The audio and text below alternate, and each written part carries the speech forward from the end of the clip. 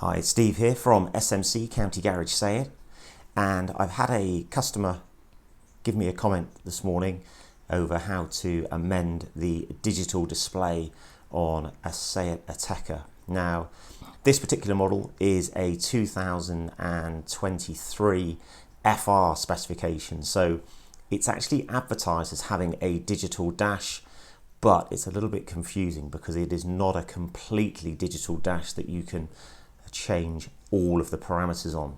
So by pushing the view button on the right hand side of the wheel, that changes the display in the center, where you can have a speedo, a rev counter, or a digital speedo, and then using the buttons on the right hand side and that roller wheel allows you to change the small section on the right hand side, so to the right of the speedo.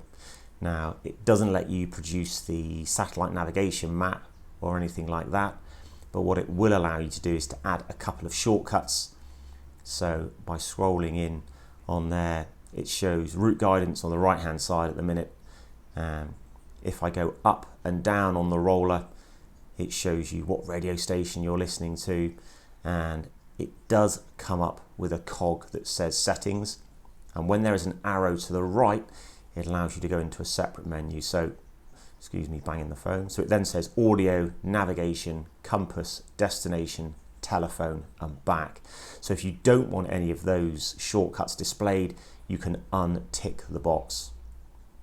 You can also go into the service menu, which allows you to see when the car is next due or reset the service counter if needs be.